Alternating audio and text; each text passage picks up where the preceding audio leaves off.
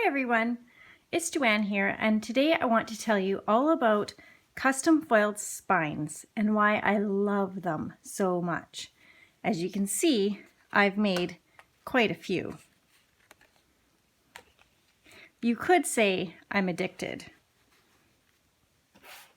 I love how they make my albums look on the bookshelf so that I can easily see which album I have at a glance.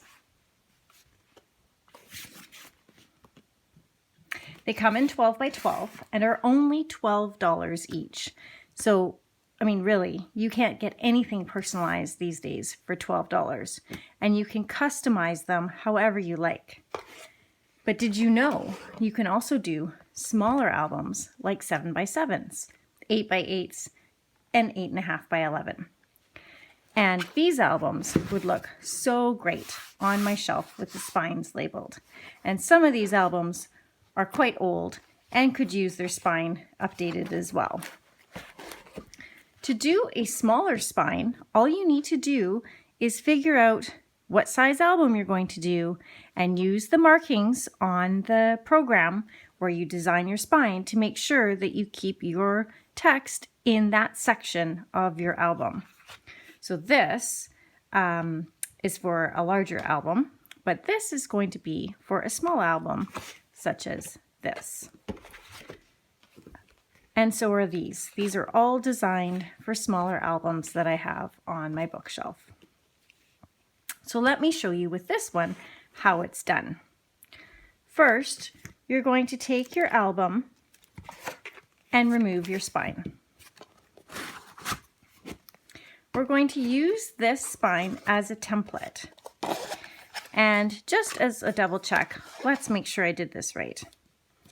So my text fits right in the same area as my spine. Perfect. So with your bottoms lined up, we're going to turn this spine over and use as a guide the old spine.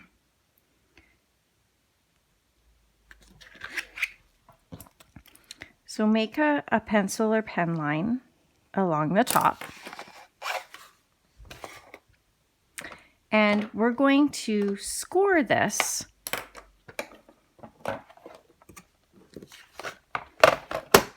so I'm going to use the scoring blade and my 12-inch trimmer to score along this line. So let's just make sure.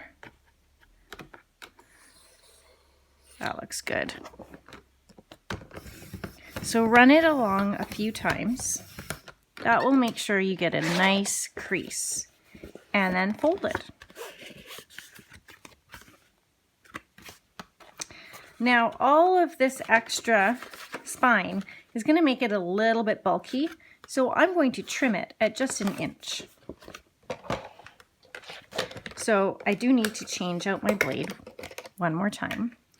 Put the scoring blade aside and put my straight blade in. And line my fold up at 1 inch and give it a cut. So here is my spine and here is my album. Now before I put it in, if you notice with the old spine has a rounded corner. That's because it makes it a little bit easier to fit the points in, and then as you fold your spine down, the rounded corners just help it slide right in. So let's round these corners. They don't have to be perfect. Nobody's going to see this part. Just a nice little round like that. And another one, whoops, on the other side. Give it a little fold and slide the pointed ends in. You could glue that flap down, but I find you don't really need to once you get it in. you don't even notice that it's there. So there's my folded edge. There's my spine in my album, and I'm done. And so now when I have these albums on the bookshelf, I can tell immediately which is the right album to grab. So I hope this tutorial was helpful for you to learn how to do smaller spines like this. And if you need help customizing your spines and maybe doing some color matching, just let me know. I've got a bunch of color swatch cards that can help you find the perfect match or contrasting color for your album so that you can dress up your albums just like this. Thanks for watching and have fun making your spines.